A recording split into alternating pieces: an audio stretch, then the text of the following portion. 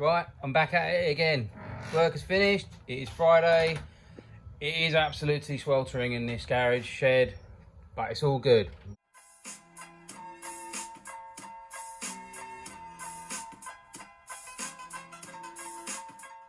We've got time to work on it.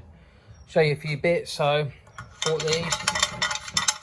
Some little cheap little AN10s. Put on the breather. Gone the push-on route. Some of you guys are probably thinking, what did they go the push-on route for? He had fittings. Yes, I did have fittings. I agree.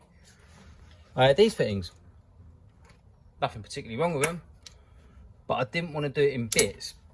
And that pipe's quite expensive. And I'm a tight arse. So all I'm going to do is under no pressure. It's just a breather. So this obviously will be in the back. I'm going to go around and get these brackets fitted. Hopefully my man Alex at the car kitchen will sort me out. Gonna have the 2-inch piece put onto there for the chimney. That side of it should work out fine. These bits were sort of thereabouts cost effective, if you like. See if I can get this off without dropping it. It's quite hard to do at one end. Right, see these? Bought these as well. Now the 90s with push-ons. Not going to use a stupid Jubilee clip. Probably get some little Mickelaws. Then that's going to route down there, all the way down, out the back of the car. Job done. Simple solution.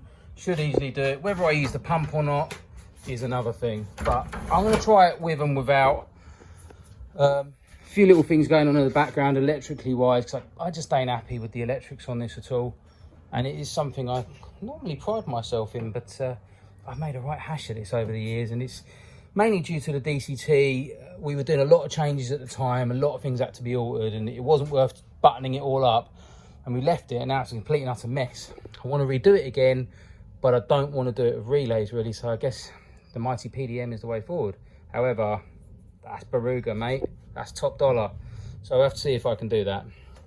So that's for here. Gonna mask up all the bars, mask up the nitrous brackets.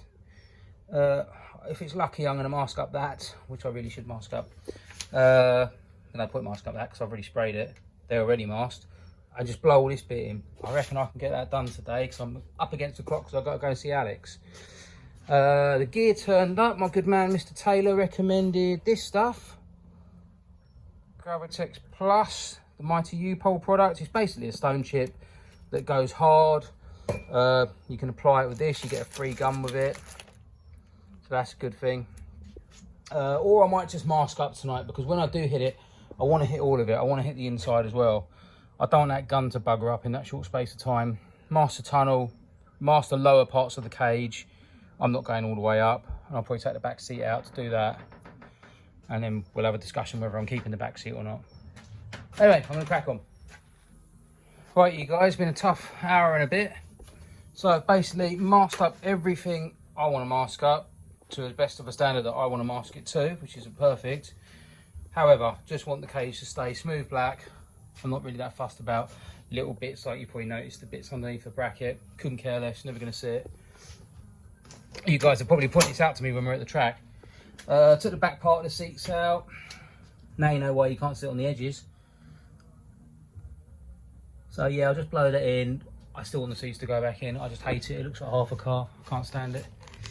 I know many will disagree, but it just don't look right to me.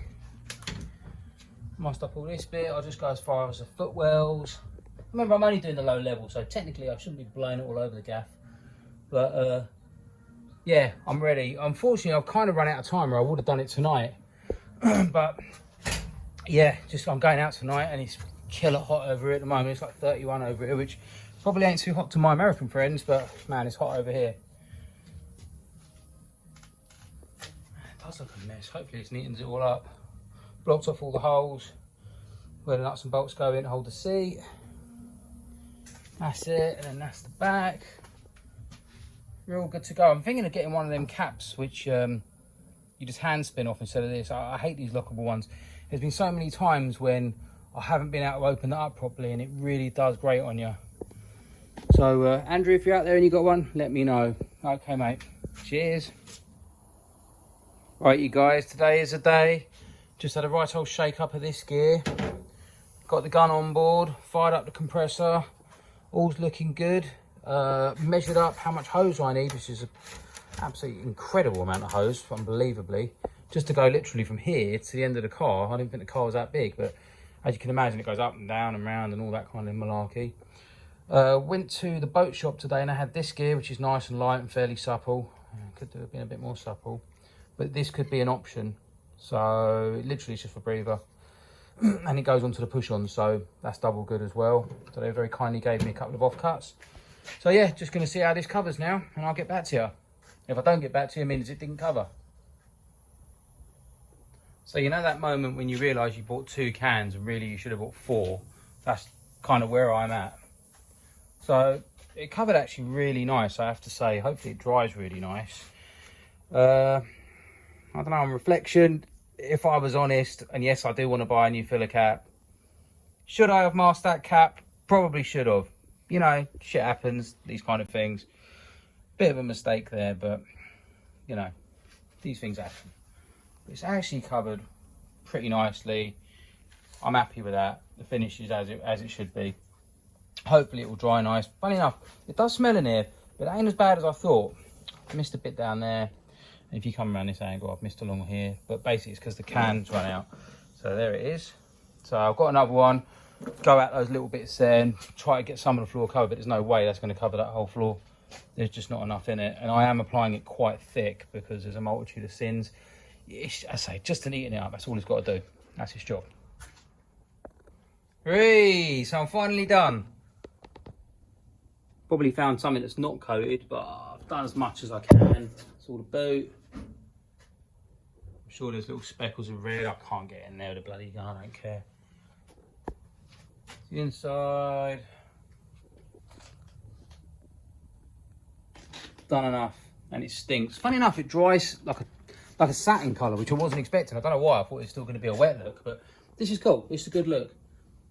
Also, funnily enough, I think many moons ago I probably used it before because it looks exactly the same as the rest of the floor that I haven't done. So that's good. Also, I think that's me for today because it stinks in here. So back after the weekend, this is the first look I'm having of it. See how it's come out. Not too bad. A few cracks where I might have put it on a little bit thick. But all in, you know, something is covered. I'm not too fussed. The seat takes up most of it anyway.